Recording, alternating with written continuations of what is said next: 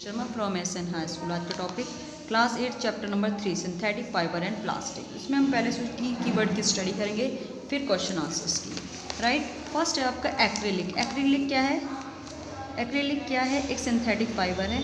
Acrylic कहते हैं जिससे बहुत सारे स्वेटर्स, आज के टाइम में शॉल्स बनाए जाते हैं। आर्टिफिशियल सिल्क, इट इज़ क्या, इसकी प्रॉपर्टी कुछ सिल्क की तरह होती है और सिल्क इज़ वेरी कॉस्टली।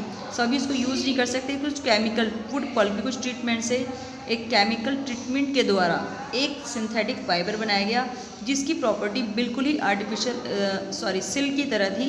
इसे कहा गया रेयॉन या फिर आर्टिफिशियल सिल्क। नायलॉन भी क्या है? एक मैन मेड फाइबर, बस first fully man made fibre है जो कि कोल्ड वाटर और एयर के रिएक्शन से बनाया गया है। ठीक है। प्लास्टिक क्या है? प्लास्टिक एक पॉलीमर है, एक सिंथेटिक फाइबर इजिली मोल्ड, जो आसानी से मोल्डेबल, किसी भी रूप में चेंज किया जा सकता है। पॉलिस्टर क्या होता है? Polyester actually made up of the repetitive कुछ केमिकल, जैसे कि एस्टर है ना, एस्टर की रिपीटिव यूनिट है। एस्टर एक दूसरे से जुड़कर एक पॉलिस्टर की यूनिट बनाते हैं। पॉलीमर्स सिंथेटिक फाइबर है जिसमें छोटी छोटी चैन ज्वाइन होकर एक केमिकल सबस्टांस की छोटी चैन ज्वाइन होकर एक बड़ी यूनिट बनाती है। This is called polymer. Polythene, unit polythene, polybags बनाने के लिए एक सिंथेटिक फाइबर यूज़ किया जाता है। This is the polythene.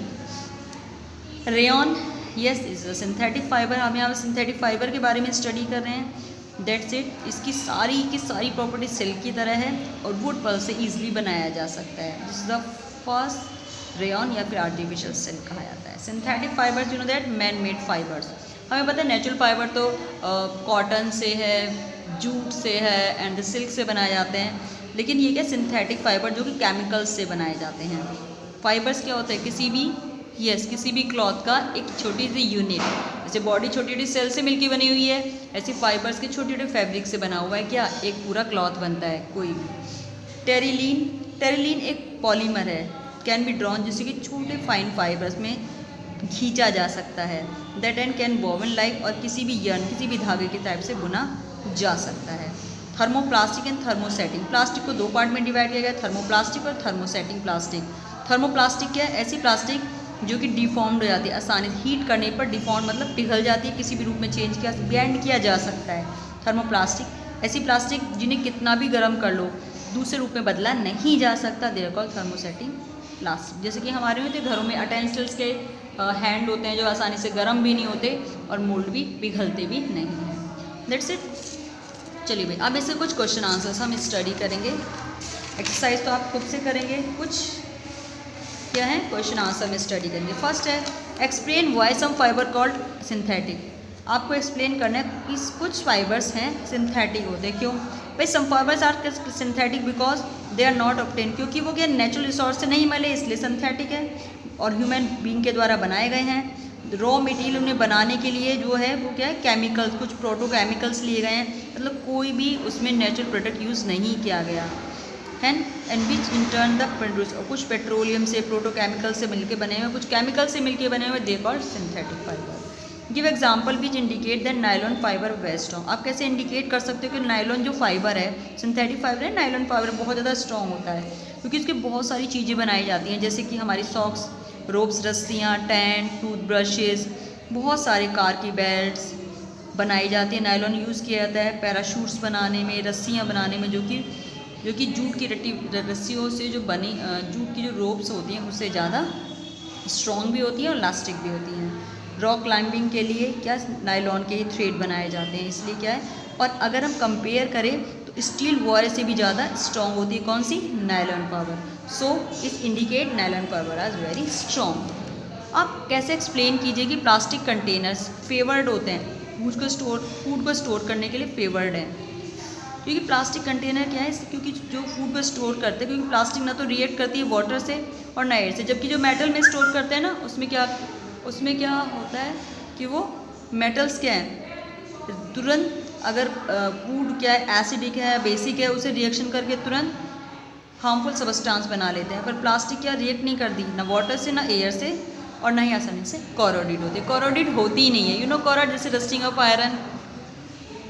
Difference बताना थर्मोप्लास्टिक, थर्मोसेटिंग, ये हम अपने कीवर्ड्स में क्लियर कर चुके हैं। चलिए explain why the following are made up of thermosetting plastic. आपको एक्सप्लेन करना है कि सॉसर, सैंडल से इलेक्ट्रिसिटी, प्लग, स्विचेस क्यों बनाए जाते हैं, ये आप इजीली अपने आप कर सकते हैं।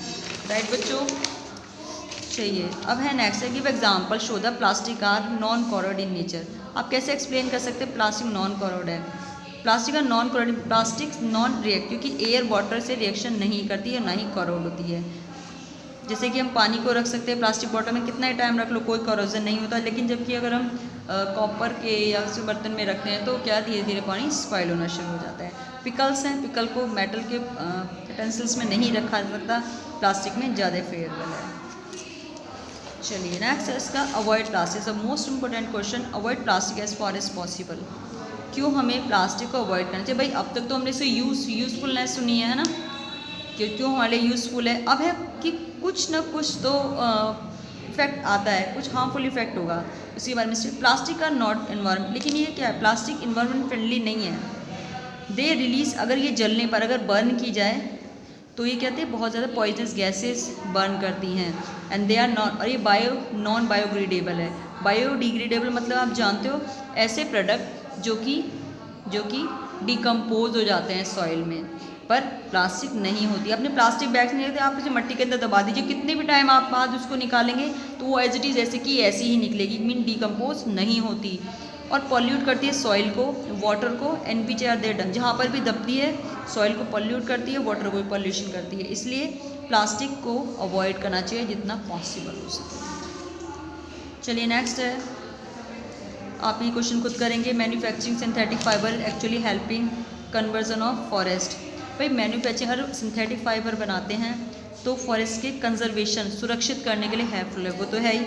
भाई हम अगर नेचुरल फाइबर बनाते हैं तो फॉरेस्ट का यूज़ करते हैं, फॉरेस्ट के प्रोडक्ट का यूज़ करते हैं, लगातार फॉरेस्ट इसके लिए काटे जा रहे हैं, वैसे वुड पल्प से एंड सो ऑन। लेकिन अगर प्लास्टिक का यूज़ करते हैं, एक टाइप से सिंथेटिक फाइबर्स का यूज़ करते हैं, तो कहीं ना कहीं फॉरेस्ट को कंजर्व करते हैं।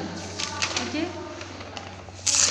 देन नाउ आप ये एक्स्ट्रा क्वेश्चन में फर्स्ट करेंगे सबस्टांस जो कि नॉन बायोडिग्रेडेबल हैं, और सिंथेटिक फाइबर की सारी करेक्टर्स ये आपको अच्छे से याद होनी चाहिए। ड्यूरेबल होते हैं, लॉन्ग टाइम तक चलते हैं, लेस एक्सपेंसिव, ज़्यादा महंगे नहीं होते, ड्राई अप क्विकली, जल्दी ही ड्राई हो जाते, सूख जाते हैं, rapidly available, this is rapidly available होते हैं, ईजी टू मेंटेन, आसानी से आप इसे मेंटेन कर सकते हैं, आसानी से वॉश कर सकते हैं, रिंकल्ड नहीं होते, ख़राब नहीं होते, and the character make them popular, इसलिए इसकी ड्रेस मटेरियल बहुत सारा बनाए जा सकते हैं। राइट, देन ये क्वेश्चन करेंगे व्हाट बायोडिग्रेडेबल, नॉन बायोडिग्रेडेबल, हम जो अपने कीवर्ड्स के थ्रू आपको क्लियर कर चुके हैं। द मोस्ट इंपॉर्टेंट क्वेश्चन, ऐसे वे जिससे हम प्लास्टिक मटेरियल, कुछ ऐसे जो रिड्यूस करते हैं use of plastic material. Plastic non biodegradable है, yes, and therefore not environment friendly. The best way to reduce it used to follow up 4R principle. First is reduce, reuse, recycle, recover. ये चारों हम 10 तक पढ़ेंगे बच्चों। Reduce का मतलब होता है यूज़लेस, कम से कम यूज़ कर। जैसे फ़ैन हम चला रहे हैं, अगर हम इसे यूज़ नहीं है, हम कमरे से बाहर जा रहे हैं तो फ़ैन को बंद कर दें, इलेक्ट्रिसिटी की को सुरक्षित करें। दिस इज रिड्यूस, प्लास्टिक का कम से कम यूज़ करना। रीयूज़, बार बार यूज़ करना, जैसे एक मटेरियल बना लिया फिर उसको बार बार यूज़ करना। जैसे कि जैसे मार्केट से एक डब्बे में कोई सामान लाते हैं, उसका सामान यूज़ कर लिया, फिर इसमें कुछ और सामान भर के रख लिया, दिस इज़ रीयूज़। रिसाइकल, एक चीज़ से फिर से दोबारा रिसाइकल करना, जैसे कि बहुत सारे प्लास्टिक को इकट्ठा करें, मशीन्स के दौरान उनको बेल्ट करके फिर से कोई नया प्रोडक्ट बना लेना, this is recycle. Recover, get again, बार बार उसको पाना, this is recover. Clear that बेटा, ये क्वेश्चन भी आपको बहुत अच्छे से याद करना है। बस आज के लिए बस इतना ही। थैंक यू सो मच बच्चों, हैव ए नाइस डे। अच्छे से प्रिपेयर करना।